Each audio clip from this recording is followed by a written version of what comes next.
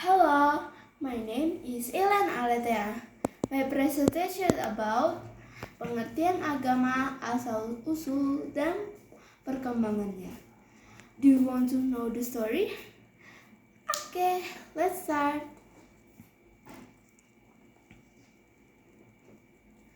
Pertama, Allah berkata, "Baiklah, kita menjadikan manusia menurut gambar dan rupa kita."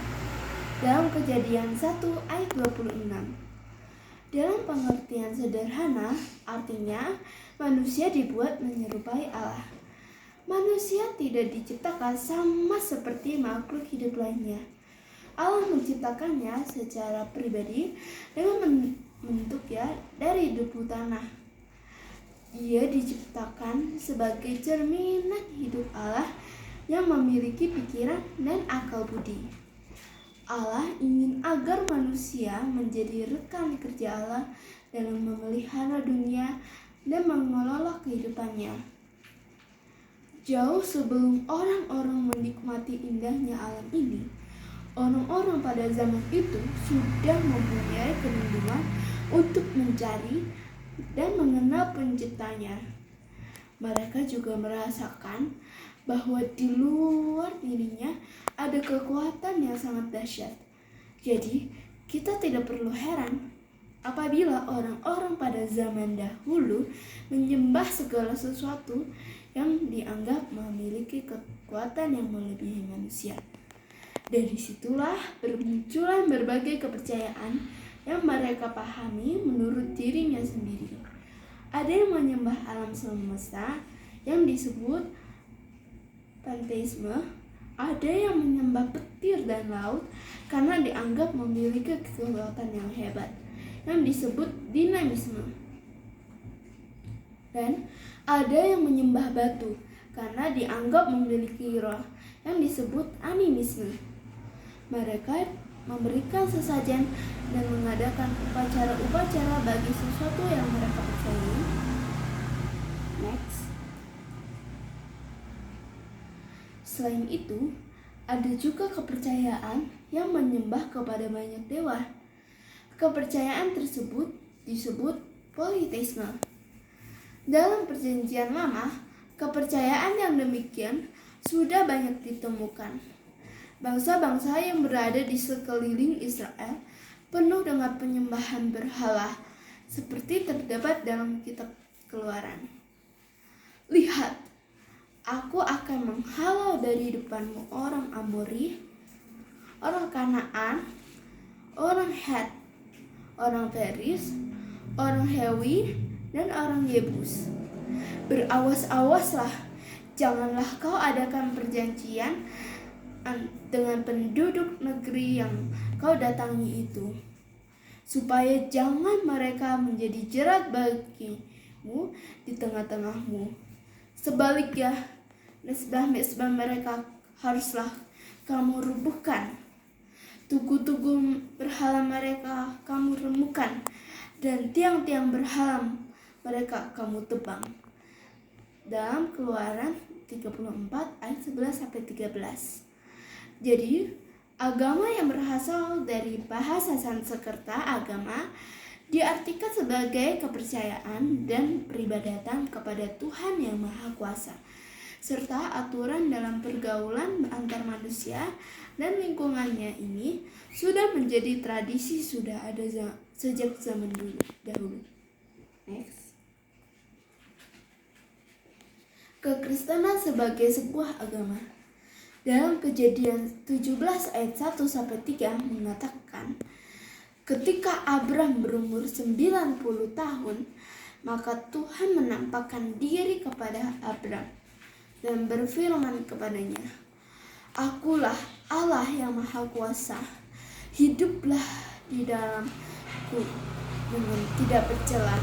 Aku akan mengadakan perjanjian ini antara aku dan engkau, dan aku akan membuat engkau sangat banyak."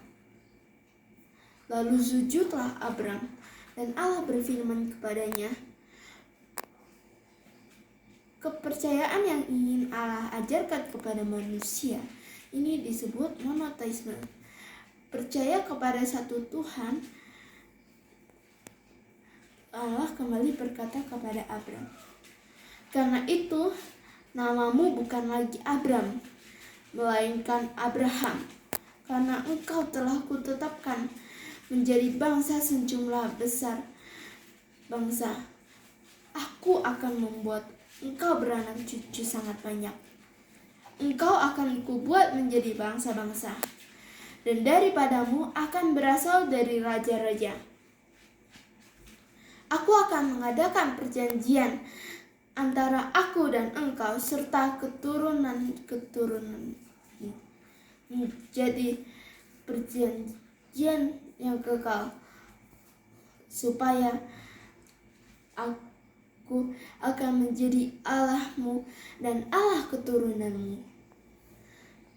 Kepadamu dan kepada keturunanmu akan kuberikan negeri ini yang kau diami sebagai orang asing, yakni seluruh tanah Kanaan akan kuberikan menjadi milikmu untuk selama-lamanya, dan aku akan menjadi Allah mereka." Terdapat dalam Kejadian 17 ayat 5-18. Dari situlah maka kepercayaan monoteisme, yaitu kepercayaan kepada satu Tuhan, mulai berproses. Next. Sumber pengajaran dalam ibadah di gereja. Alkitab. Yang pertama, Alkitab adalah wahyu Allah. Tahukah kamu kalau Alkitab itu adalah tulisan yang dibuat oleh manusia? Alkitab tidak turun begitu saja dalam bentuk Alkitab saat ini.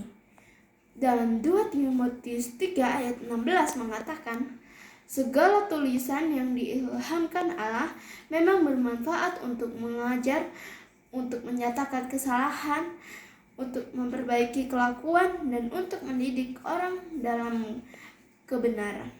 Dengan kata lain, Alkitab merupakan wahyu Allah kepada manusia, berisi pertanyaan-pertanyaan tentang relasi Allah dengan manusia.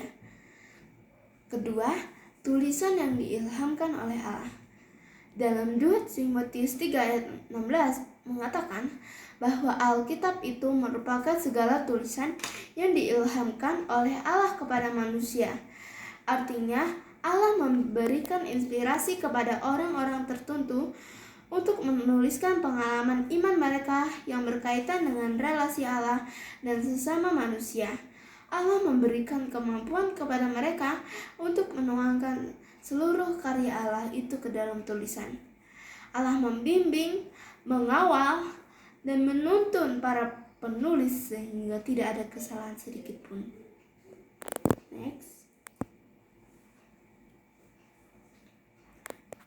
Ketiga, Alkitab itu murni, keasliannya terjamin dan dapat dipercaya.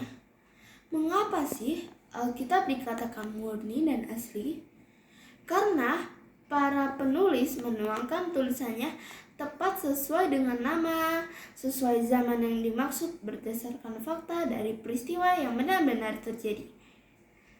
Yang keempat, Alkitab itu ditulis dengan sangat jelas dan teratur. Tulisan dalam Alkitab mempunyai maksud yang jelas, baik dalam pemberitaannya maupun pengajarannya. Alkitab memudahkan kita untuk memahami isi yang hendak disampaikan. Namun demikian, proses penyusunan Alkitab ini tidaklah mudah, membutuhkan proses panjang, penelitian, dan bahkan perdebatan di antara para ahli dan pakar gereja. Thank you. This is my presentation. Thank you for watching me.